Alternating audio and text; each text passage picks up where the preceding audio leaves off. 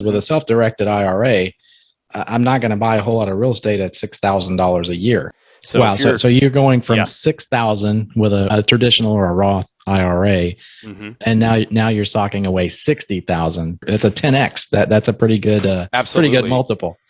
And we can get up to 20x. 61 plus 61 is $122,000 if you wanted to. I mean, that could be a real game changer for a lot of people. So I think a lot of people's eyes just lit up because what you're telling me is I can take money that would otherwise be taxable.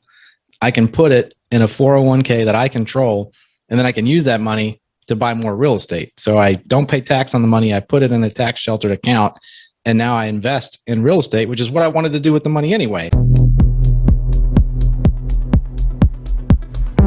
You're listening to Copeland Morgan Media, your source for investment property analysis, education, and advice. Find us online at copelandmorgan.com. Welcome back, folks, and thank you for listening. I'm your host, Jeff Copeland, and with us today is Matt Ruttenberg. We're gonna take a slight little detour from real estate a little bit, but I think we may swerve back into real estate. But we're going to talk about 401ks, investment accounts today. Matt's been in the financial industry for 17 years. He was a former financial advisor, and he recently merged that with Life Incorporated Retirement Services, and that's out of North Carolina. Is that correct? We're actually out of Columbus, Ohio, but you're in North Carolina. National. Yeah, I'm personally in North Carolina. Yeah. Okay, and Matt is the Chief Marketing Officer and Director of Business Development for Life Incorporated Retirement Services, and he is a 401k, an investment account guru. And I know many of us who invest in real estate, the reason we do it is for that passive income at retirement. And so I think this is a really interesting corollary to investing in real estate. And there are certainly some ways where you can kind of tie it back into to real estate investing. So that being said, Matt, welcome. Tell us a little bit about yourself, and let's dive into it. Yeah, appreciate it. We're an independent administration company. We basically build custom 401ks for all kinds of businesses or solopreneurs, real estate investors, and companies with hundreds of employees too. So we are a independent firm. We're out of Columbus, Ohio, but we cover the whole country. Great. And so for the person who may be an expert real estate investor or real estate broker or whatever, but we're completely clueless about other types of retirement accounts or retirement portfolios. What is a 401k? What is an IRA? Give us like a retirement accounts 101, so we can kind of set the stage for what we're going to talk about. Sure, yeah. So a 401k is it's an IRS code. It's not really a product. It's not an investment per se. A 401k is an IRS code. It's actually part of 401a IRS code, which brings in like 403bs and so on and so forth. But 401k is a government program that allows business owners to create a retirement account for their company, for their employees. An IRA is basically the individual version of that. Individual retirement account is what IRA stands for. So inside of both of these vehicles, you can invest in almost everything. Most of them, what you hear, are quote unquote regulated products. So like mutual funds, stocks, bonds, things like that. Then there's unregulated investments like individual real estate investments, gold, art is something else, but you can't put that in there. But so there's different kinds of ways to do that, and we're going to kind of touch on that a little bit and get into that. But really, 401k is for business owners. There's ways to invest in real estate inside of your 401k and your IRA, and we're going to kind of touch on all those things. Cool. And so correct me if I'm wrong, the real underlying reason for it is as a tax strategy, as a tax shelter, or to defer or delay or reduce your taxes on this income or this money or these assets that you hold inside a 401k. Yeah. At the end of the day, there's the whole retirement conversation. I don't want to work forever. But it really the main in business owners' eyes, how do we kind of push that tax burden down the road? And this is a huge way. You're basically taking a chunk of your income today and pushing it down to when you retire, when you're not earning any income, and you can take it out incrementally in retirement. So you're removing some of the tax burden. So for example, if you earn $100,000 this year, you can take 20 of that and kick it down the road a little bit. Uncle Sam bills you on 80,000 instead of 100 for that current calendar year. So you pay less taxes now, and then hopefully you pay less taxes then because you're not earning your W-2 income anymore. That's the idea. Yeah. So, and this is a really interesting for a lot of real estate investors, because many of us have a day job, and also have maybe an LLC or a couple of LLCs that own real estate and generate income and expenses just like any other business would. And I know we talked a little bit before we started recording, but there are ways for a person who's a W-2 employee, but also has an LLC that owns a couple of rental properties, to create their own 401k inside that LLC entity that is a real estate business. And there, I'm assuming, are some tax strategies and tax benefits associated with that. And I'd love to dive into that because I think it's relevant to a lot of our listeners. Absolutely, yeah. So like you said, a lot of real estate investors have a quote unquote day job, and they're doing their thing on their own 401k with that job, or maybe they own another business and they have opened a 401k already.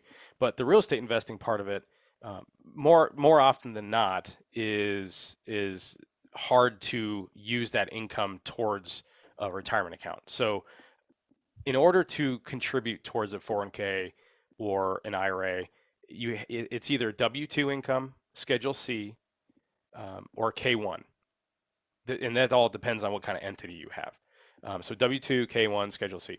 And in order real estate investing is mainly, passive, right? So the rents that come into your pocket are going to be recorded on a Schedule E. Schedule E cannot be used for 401k income. So you have to have quote unquote earned income in order to contribute towards a 401k. So that's like same as if you were to retire and say you're 70 years old and you're starting to withdraw money slowly out of your IRA or 401k to offset the income that you don't have any longer, like we just mentioned. That is still going to be taxed as income tax, but it's not earned income. So it's the same tax rate, but it's not earned income. You can't just deposit that into another IRA to offset those taxes. You can't do it that way. So it's kind of similar to that, where a Schedule E is considered passive because you're not earning it. And the idea is, how do we switch that over? And do you want to switch that over to another form of income so you can contribute? Now, if this is a full-time job for you, I mean, that's a huge downside to real estate investing if you look at it that way, because it's really hard to get those tax deductions if you can't contribute to your own 401k. So if I'm understanding you correctly, rental income from rental properties gets reported to the IRS as passive income on your Schedule E on your tax return. Yes. You cannot take passive income and put it in a 401k. Correct. I'm assuming That's there's correct. a comma, but. So, comma, but, yes, there, one strategy, one idea that some folks do is they create a property management company to where you funnel your rental income into through that, and then that is considered earned income. And depending on what kind of structure you have, let's say it's an S corp, you're going to need to give yourself an income stream, a salary that doesn't have to be the whole amount that's coming in, but you're able to create maybe half of it, and that is the portion that can be contributed towards your 401k. So for example, if you have $100,000 of passive rental income coming in, you sweep it through the property management company, then the property management company that you've created can now open up that 401k, and let's say you pay yourself $50,000 out of that 100.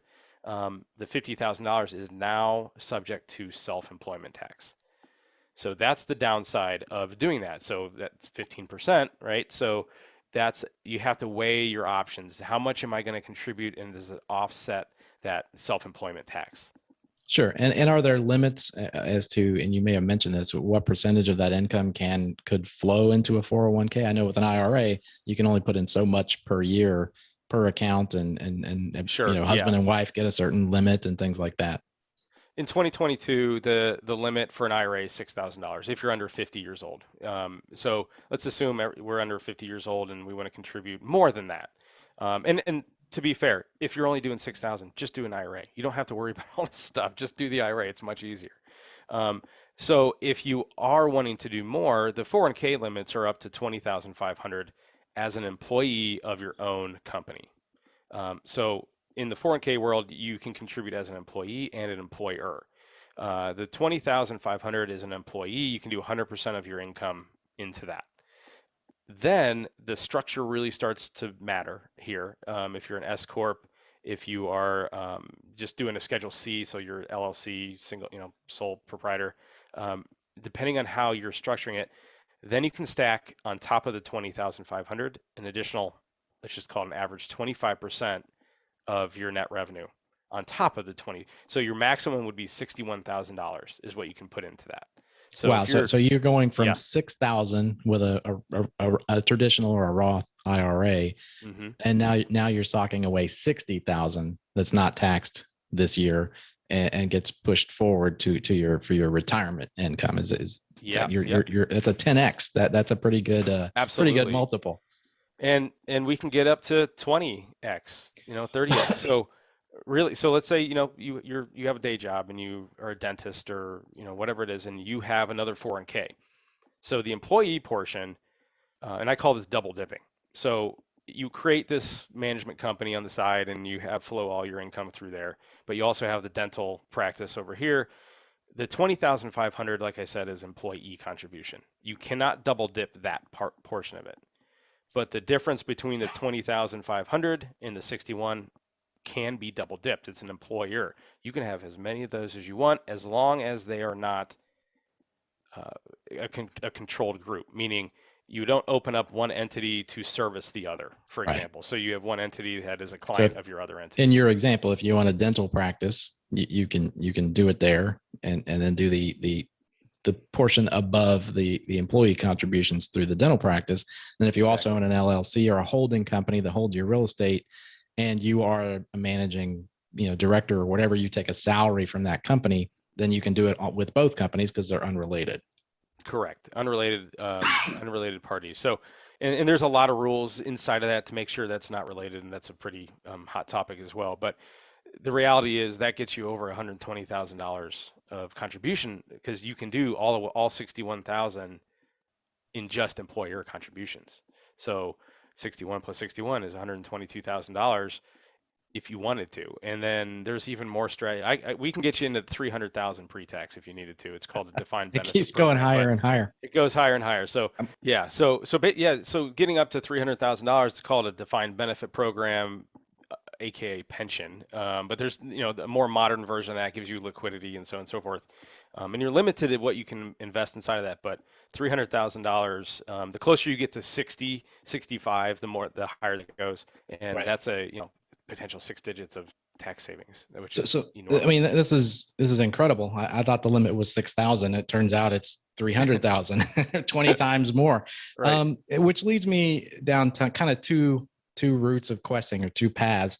Sure. First of all, I'm just mere mortal Jeff, the real estate investor. I own a couple rental properties in Florida. This sounds awesome. I want to do it. So what are the next steps? How do I set up these accounts and make some of this stuff happen? What are the logistics of getting there? And then that leads me to, well, now that I've got these 401k accounts, what can I do with them? So I put a bunch of cash in there. That's great.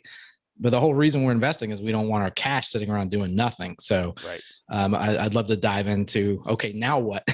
We've got these accounts and we've got cash in them, but what do we do with the cash? Absolutely, yeah. And you don't, if you're a Schedule C in any business, really, especially if it's not Schedule E income, you don't necessarily have to have the entities set up in order to open up a 401k. It's because that technically Schedule C is self-employment income anyway. So you don't have to have the entity, but really speaking to a CPA, figure out does this make sense? Get the calculations in order. And we're a TPA firm. It's third-party administrator, and there's 3 roles inside of a 401k plan. And the first role is the third-party administrator, which is let's keep you compliant and make sure the IRS keeps you off your back on that sort of thing. Make sure the design is there for not only maximizing your contributions, but making sure you're keeping Uncle Sam off your back a little bit on that. So the second is the investment fiduciary, which a lot of the time you are acting as your own investment fiduciary.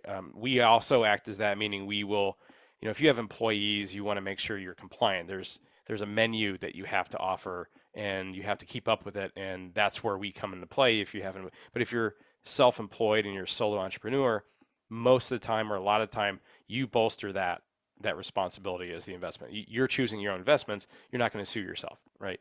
So the third role is the custodian.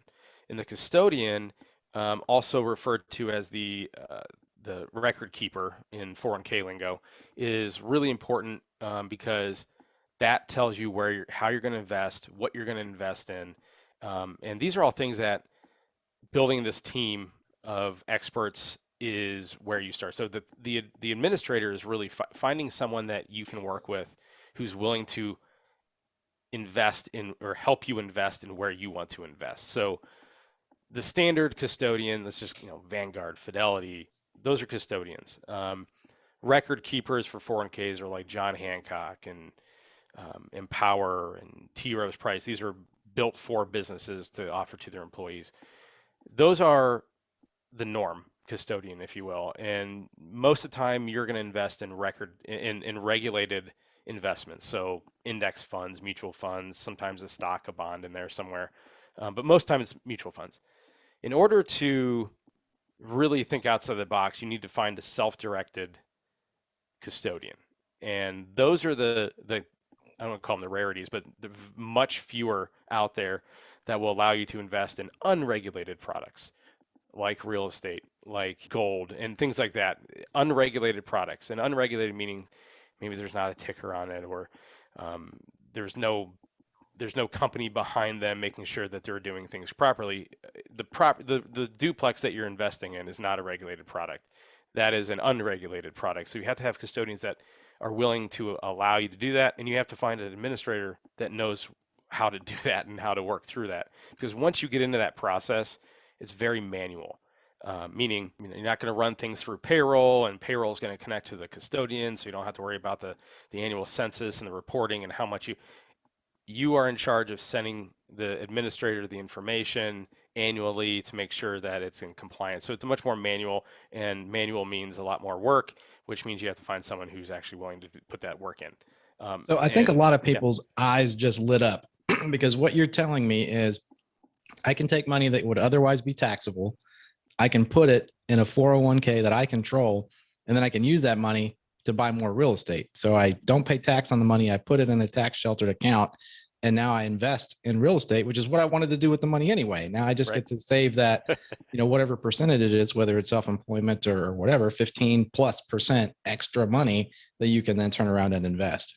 Sure. Yeah, absolutely. And that kind of, so that's considered a self-directed 401k. We've a lot of us have heard self-directed IRA, but you can do that with a 401k.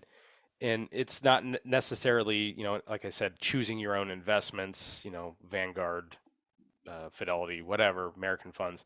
It's beyond that. It's these unregulated products that I mentioned. So finding the TPA. And I don't want to interrupt you, but I think a light bulb just went off in my head too, because with a self-directed IRA, I'm not going to buy a whole lot of real estate at $6,000 a year. You would have to build that account up for decades before you've legitimately got enough money to go out and pay cash for a piece of real estate. But if you can 10x or 20x that number, and you're able to put, 60K or 240K or whatever it is into an account and then buy real estate with it, I mean, that could be a real game changer for a lot of people. Well, here's another light bulb. You can mortgage inside of an IRA or a 401k. So you do like a hard money loan or seller financing. There are mortgage companies. You probably know more about these than I do, but you can mortgage inside of a 401k or an IRA. You just have to find who's going to do it, right? And if you connect with one, they're going to connect you with another and connect you with another. So it's a whole family of professionals that work together on these sort of things. But so the self-directed 401k, more often than not, you're going to want to be self-employed in order to do this, because let's say you're a solopreneur, you can set your own rules, parameters. You don't have to worry about fiduciary guidelines and so on and so forth.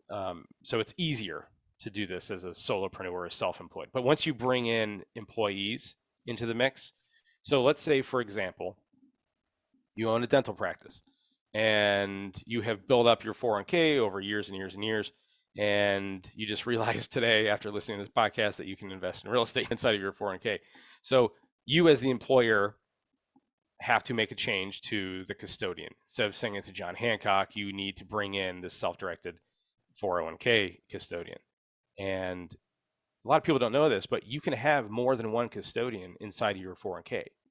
You can't have more than one 401k per business, but you can have multiple custodians. So you can keep your Vanguard or your John Hancock and invest in your index funds or your stocks or your bonds, and you can also bring in the self-directed TPA that enables you to take maybe a half or a quarter or whatever of that money and then go out and invest in real estate. Absolutely, and you can just shift it over, and then that's a much more manual process, of course. But whatever you offer to yourself, you have to offer to your employees. Okay. So you can set parameters like only 50% of your vested balance is allowed to be swept out into a self-directed, I call them brokerage sleeves, and invest in whatever you want. And it is actually quite common, even with big companies, they have, you have this, for example, John Hancock, and they have a brokerage sleeve. So you have this menu of 20 mutual funds that you're used to, and large cap, small cap, but here's this brokerage sleeve. You can sweep over whatever you want to it, invest in SpaceX or whatever you want to do. You can invest in Tesla, and this is becoming a much more popular choice amongst even the biggest companies in the country. But you can create that yourself, but whatever you offer to yourself, you offer to your employees, and you have to allow them to do that. If you're a solopreneur, like I said, you can do whatever you want, and there are guidelines around this, but whatever you offer yourself, you have to be able to make it available to the employees, and you can shift that if you already have one open. And in order to do that, you basically have to reach out and find a TPA who's willing to do that. So speaking of shifting funds around and moving money, there's so many people that worked, for AT&T or XYZ or Acme, whatever, 10 years ago. They still got an IRA account or maybe a 401k account with them. And maybe it's got, $10,000 in it. And then they work somewhere else and they still got an account there. And then they work somewhere else and they may still have an open account there. I still get statements from somewhere that I worked part-time like 20 years ago, and they still got like $1,800 in there. And I'm like, I don't even know what to do with it. I don't care. So can you roll over existing funds into one of these accounts that you're talking about? Yeah, absolutely. So, we were talking before this, there's two kinds of money. There's qualified money and there's non-qualified money. You can't commingle those two kinds of money. You have to keep them together. So similar to investment property versus primary residence, like 1031 exchanges and so on and so forth. So very similar. You can roll 401k money into an IRA. You can roll IRA money into a 401k as long as the employer allows you to do that. And it's a good idea to get your money out of old employers. Absolutely. Unless the fees are dramatically low and you don't want to deal with it, but I would consolidate, and so you can kind of keep your money under one bucket and you can actually do more with it. Yeah, it's easy to forget about some of these old accounts. You change your address or move and you don't get a statement, and you just somewhere someday it's just going to disappear. Yeah. And what you do is you open up the 401k or the IRA, and then you call your old 401k company or the HR department, whoever, and say, I need to do a rollover. Please send the check to John Smith, or let's say Vanguard, for example, FBOU, for the benefit of you. The money isn't technically touching your hands. It's going to Vanguard. It's just for your benefit. Then you push the money off to Vanguard, and they walk you through the whole process. It's actually quite easy, but yeah. So for somebody sitting at home who owns a business and they want to do it, they want to open a 401k inside their LLC this year. Where do they find you? How do they get in touch with you and have you start walking them through that process? Sure. Or at least lay out the path, like, well, you got to do this, and this, and here's how you get there. Yeah. So our website is 401k.expert. So ironically, it's easy to remember. Easy to remember. So if you head over to 401k.expert, we have a lot of information. We actually have a tool on what kind of programs are available for you. We talked about IRA and 401k. There's simple IRAs. There's there's safe harbor 401ks, there's SEP IRAs, there's so many other different kinds of self-employed for retirement accounts. And we have a tool on there. It's called the Evaluator, where basically you plug in a few pieces of information, and we'll point you in the direction of at least a few of them, so you know which plan is the best for you. It's a vast world of what's available when you're self-employed, and trying to navigate it is hard enough. So we kind of try to point you in the right direction at least. Yeah, absolutely. I mean, I'll be the first to tell you, I know nothing about this stuff. I'll answer all your real estate questions, but I couldn't tell you anything about a 401k. So it always helps to have the right experts on your team. So once you have it established and you got this money sitting in the account, you can buy and sell real estate with it. We talked about that. Are there any, say you buy a house for $100,000 and you sell it a couple of years later for $200,000, you've got this $100,000 gain. What happens to the gain, and is it taxable? So I'm glad you brought that up, actually. So when you are investing in, whether it's self-directed IRA or self-directed 401k, there's a lot of rules and regulations that you have to, so whatever is in there has to stay in there. So you put 100,000, like you said, into this house, and you have rental income coming in for step one. The income has to come back into that 401k. All your bills, all your taxes, everything has to come out of the 401k, everything. So you have to make sure you have this bucket of liquid cash inside of there too, in order to pay the closing costs, and everything has to be inside of that. Otherwise, there's a taxable distribution, and then if you're not 59.5, it's 10%. Capital gains, if you sell the property, it comes right back into it, the 401k. Everything has to stay inside of the 401k. If anything is paid for outside of the 401k, it's considered a distribution, and there's going to be a penalty. So but that $100,000 gain in that scenario goes right back into your retirement account, and it's not a taxable event. It's deferred, tax deferred. It's deferred. So you have this money in there, you've not paid taxes yet. In a traditional pre-tax 401k or IRA, everything is deferred until you start needing to withdraw this money. You can start at 59.5, or you can push it back until 72 now. They just changed that. So 72 is when you have to start taking your required minimum distributions.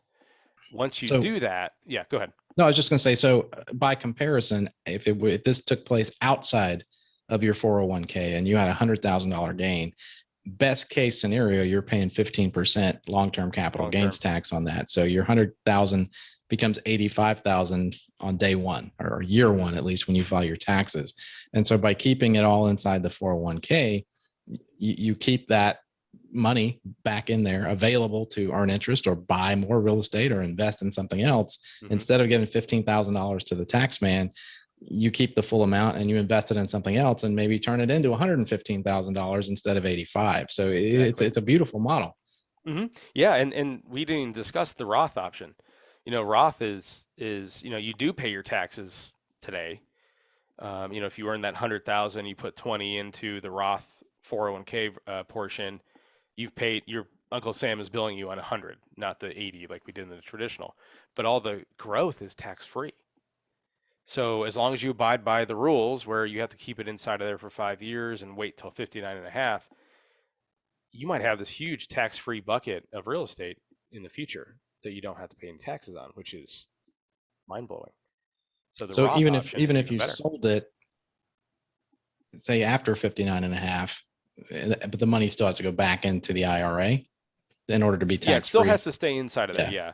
And there's always, but on a Roth, when you do withdraw it, you're not paying taxes on it anyway. So yeah, that's these are complicated CPA questions that we're probably not going to answer for specific individuals on a hour-long podcast. But the concepts are eye-opening, and I think a lot of people, if you're starting out in your real estate investing career and you're buying your first rental property, you're not going to implement this strategy this year or next year. But as you get more advanced in your investing career and your W-2 employment, career, this is something you need to kind of keep in mind for 5, 10, 20 years down the road. When you start to build up this portfolio of real estate, how do you maximize it? And the way you maximize is you don't pay taxes on it. You can take advantage of strategies like a 1031 exchange or some of the strategies that we're talking about to keep that 15 plus in your account, in your pocket someday. And so these are really powerful ways to scale up is the way I see it. If you can pay 15% or, more, less in taxes, that's that much more money that you can use to invest and grow your portfolio. So even if you're just starting out, start learning some of this stuff and start pointing some of your stuff in this direction for maybe 10 years from now, because, if you project out another, whatever your retirement age is from there, it can have a huge difference. 15K today might be 150K 20 years from now if you do it right. Compound interest is wonderful, and like perfect. You said it very well. You probably don't want to put all your real estate investments inside your 401k, and I tell folks this all the time. You need to have a balance in retirement. If you have 100% of your money in retirement in 401k or pre-tax money, every time you want to go on a vacation, you're going to have to ante up a little bit to pay the taxes that you owe, right? So you want to have a good balance. I say 30 to 50% of your money in pre-tax. Everything else is then tax-free or taxable, like just a regular real estate income is always a good idea. Yeah. And conversely to my earlier comment, for the investor who is 10, 20 years into their investment, strategy in real estate, and you've got this bigger portfolio, these are some things that you can put in place as you get closer and closer to retirement to again, make it last longer and go further. When you do get into the promised land of retirement. Correct me if I'm wrong, but a lot of people take loans from their 401k account. Is that something that real estate investors could take advantage of by employing this strategy? Sure. Yeah. And this kind of goes whether you're self-employed or not, really. If you're have a day job and you're using their 401k, there's other ways to use this for real estate, and a loan is one of them. The upside to a loan is there's no debt to income ratio. There's no, credit inquiry. Usually it's used for like a down payment. And it's the interest comes back to you. Honestly, you can push that loan back 5 years. The downsides to doing something like that is you cannot contribute into that 401k that you took a loan against until that's paid back. So all your contributions that you try to put, it's going to go pay off the loan. The other downside is if you don't pay that off within the 5 years, or even if you move that job, going to another company, that's a distribution. And if you're not 59.5, it's a 10% penalty on top of whatever you owe on your taxes. So that is one way you can get up to $50,000 as a loan, or half of your vested balance. So if you're not quite vested, then half of whatever you have, you'd have to have at least $100,000 in order to do that of vested money. Yeah, I mean, that I could see that being a useful strategy, even as a short-term strategy. If you're trying to acquire a property and maybe you don't quite meet the debt service coverage requirements or the debt to income ratio for the loan payments, well, usually the way you get there is you make a bigger down payment. So if you can borrow money from yourself and then pay yourself back and pay yourself the interest, that makes a whole lot more sense than coughing up the cash. If you maybe you need it, maybe you don't have it because you're obviously struggling to get to the down payment amount. And it makes a lot more sense than taking on more debt where you're just, filling somebody else's pocket up with interest. Yeah, I like the idea on a maybe a fix and flip type opportunity where you're going to pay it back. You're going to refi out or sell the property and pay it off real quick. That's a great scenario. That type of scenario to use a loan for that. Sure. Now, 401ks you can do loans. IRAs you cannot. 401ks you can. So an IRA is you have to pay it back within 60 days of the loan. It's technically a withdrawal, but within 60 days, you can have that 10% waive. So you have to put the money back in the IRA within 60 days. Another type of scenario would be a hardship withdrawal that you can use, but this has to be for a primary residence.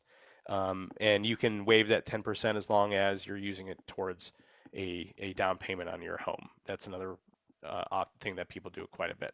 Yeah, and that's another thing that's really good to know. If you have some IRA money stashed away from back in the day or from an old employer or whatever, you can use that money towards a down payment on a house and not have to pay penalty. Correct? Is that, am I saying that correctly? You don't have to pay the penalty. That's exactly right. You don't have to pay the 10%. You have to pay the tax on it, but not the 10% early withdrawal penalty. Yes.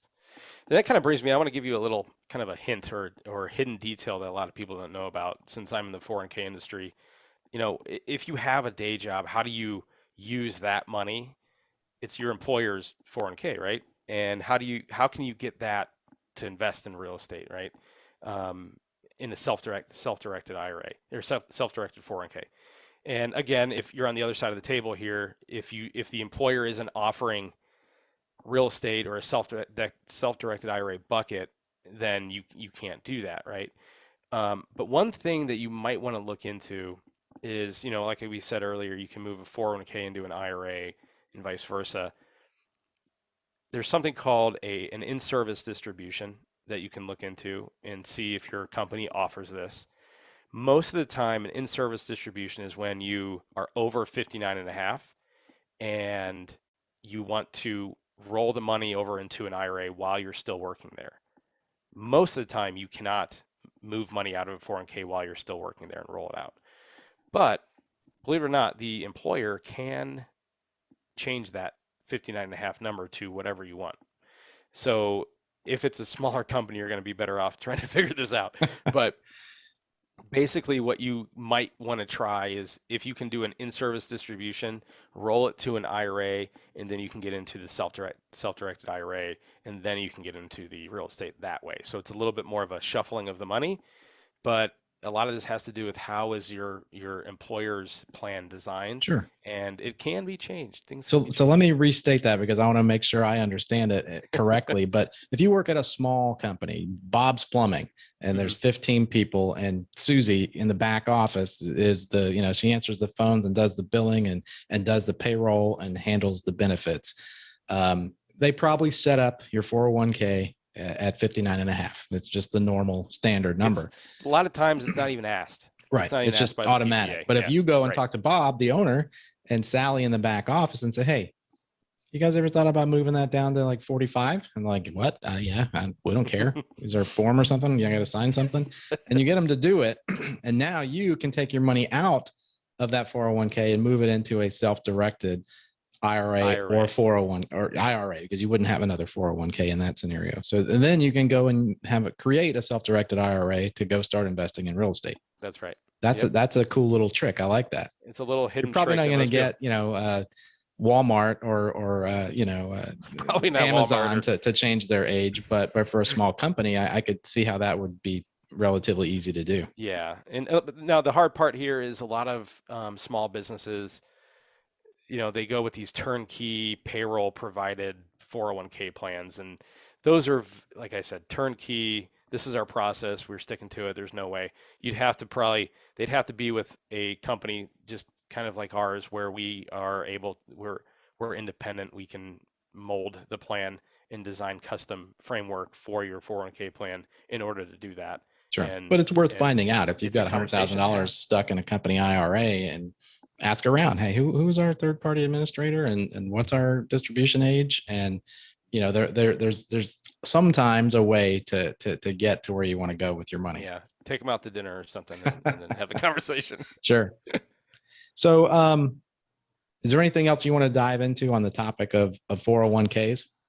I think we covered a lot of it. There's so much more to it. You mentioned this is a personal conversation. There's a lot of easy ways to open up 401ks out there and on the internet and find these very internet based companies, but really it's a personal conversation.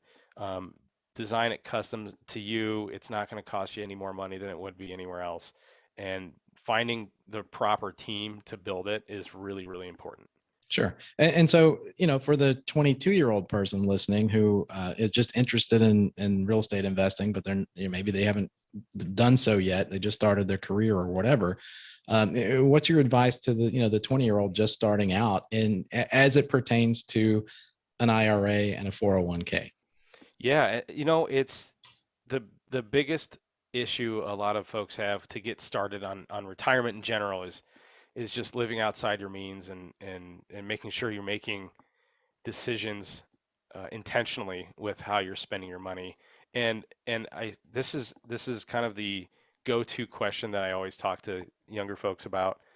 It's a question that you need to, and this is kind of morbid, but let's just bring some levity here. Say you're 200 years old and you're on your deathbed, okay?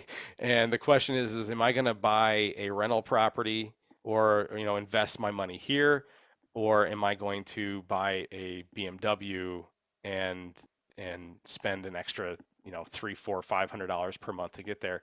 And the question is, you need to ask yourself, when I'm 200 years old and I'm on my deathbed, are you going to say, I really am glad I bought the BMW, or am I really glad that I bought that investment that created passive income that allowed me to travel or do whatever I need to with my family when I was young? That is like the number that one BMW is question. going to have a lot of miles on it after 100 years or so. 200 but, years. Yeah. but that rental property is going to be an asset that gets passed on to your heirs, and it creates what we call generational wealth. Absolutely. Compound interest is a huge, huge deal, and starting earlier than later is the compound interest alone is life changing. Yeah, and I think so many people starting out are probably struggling with, well, do I put the money in my IRA, or do I put the money, in a money market account so I can save up for it and use it to buy real estate? Yeah. Or do I put all my money in investment accounts, or do I put all my money in real estate? And interestingly, after this conversation, the answer is both, and they're not mutually exclusive. You can put your money in an IRA or a 401k and still use it to invest in real estate. Absolutely. I don't recommend that you just go out and try to do that on your own. You need to contact Matt or somebody, in this field, and figure out how to navigate these different rules that the IRS has kind of overlaid on the tax code. But there's a way to get there. And that's why it's so important to sit down with a financial planner and with a CPA. And, everybody wants to go somewhere different, but sit down and tell them, well, hey, here's what I want to do. This is where I want to be in 20, 30 years. And if you never sit down and map out the course, you're probably not going to get there. Everybody needs to talk to each other. Everyone needs to communicate. The CPA, the TPA, the planner, whoever you have, they need to be able to speak to each other and be able to come up with plans. That is a great point. We run into this all the time in real estate. A client goes and talks to an attorney, and the attorney tells them, well, you got to do this.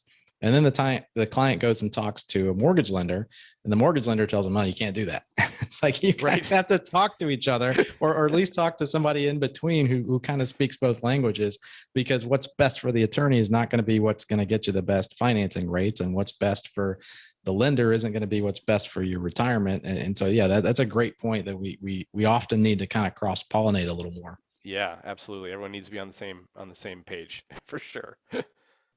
Well, I usually ask a couple of closing questions, and you obviously have an interesting perspective on this because you're sort of, I assume maybe you have some real estate investments, but your profession is a little bit tangential to real estate. You're not our typical, real estate industry guest.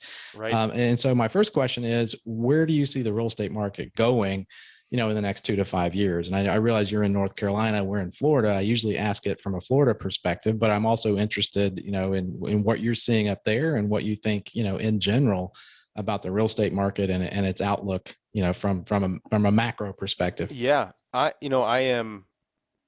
had real estate in the past, rental income, investment properties. This is the first time in a very long time I own zero property.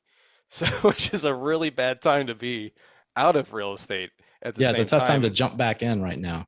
Tough time to buy anyway. Exactly. We moved from Florida last year, a year and a half ago, and moved up here.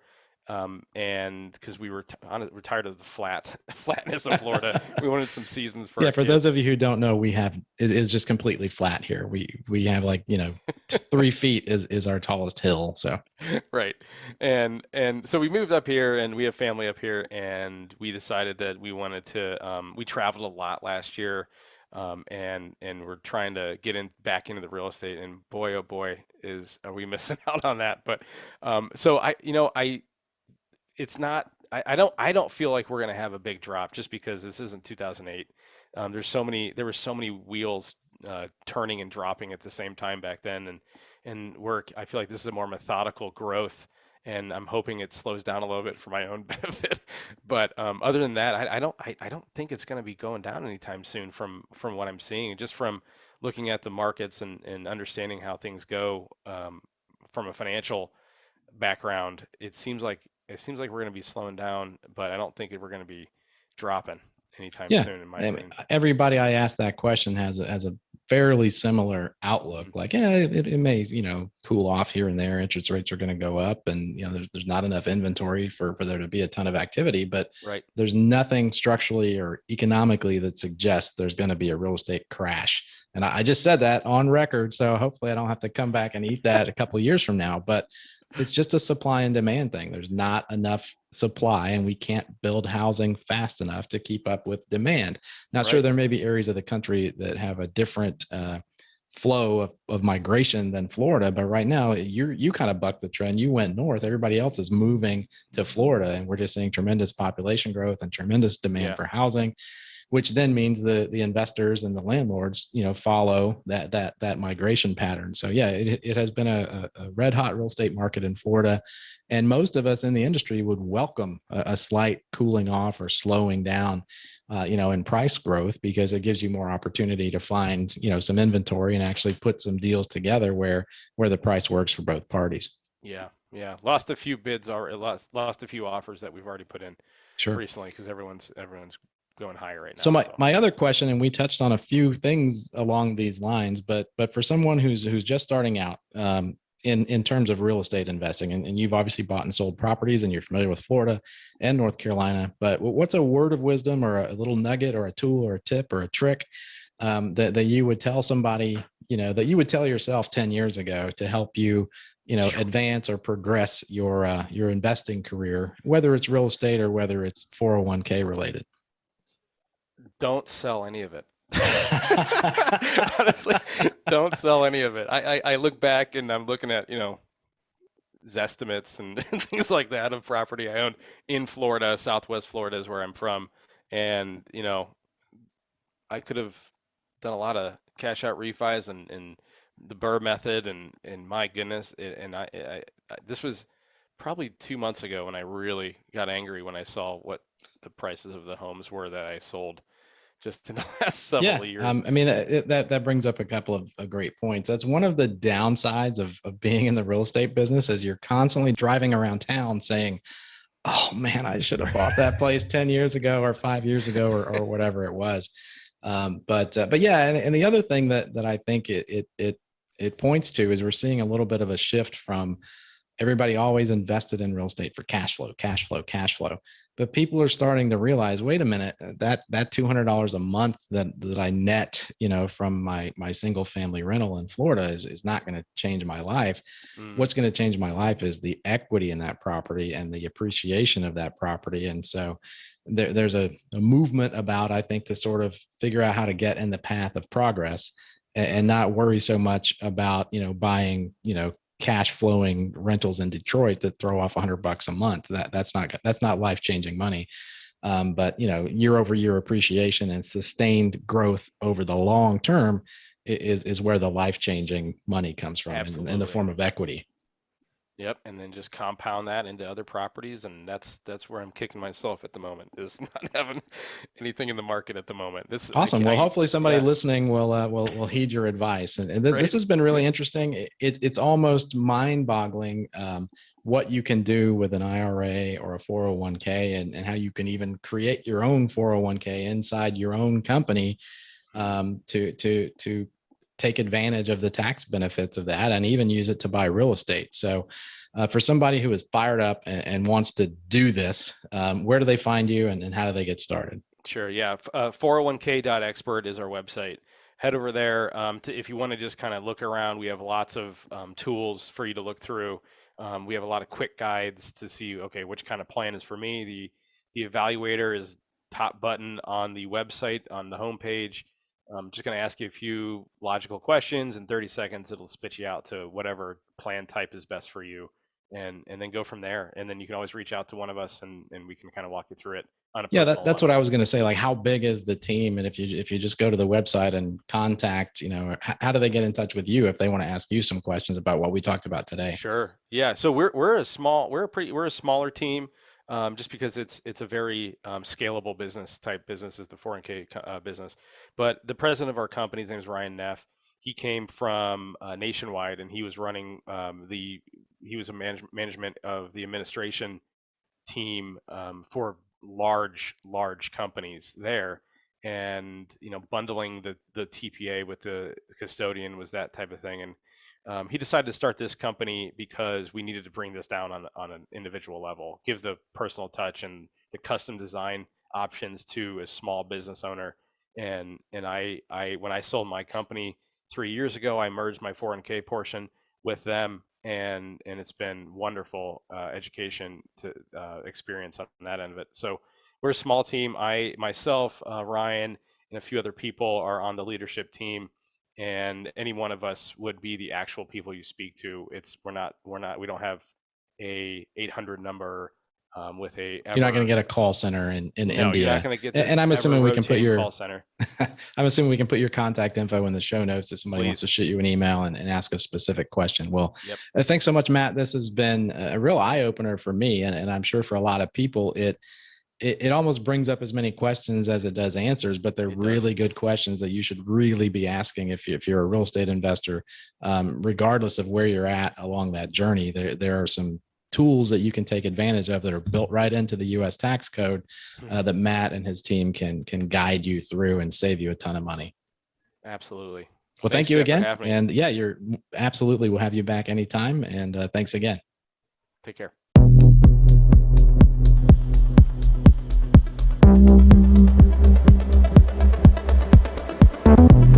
Thank you for listening to the Copeland Morgan Media Real Estate Podcast. As you can imagine, producing this great educational content takes a lot of effort and commitment on our part. We only ask one thing in return. Please subscribe to our podcast using your favorite podcast app or by visiting copelandmorgan.com/podcast. And remember, there's no greater compliment than referring us to a friend or colleague. Until next time, I'm Jeff Copeland.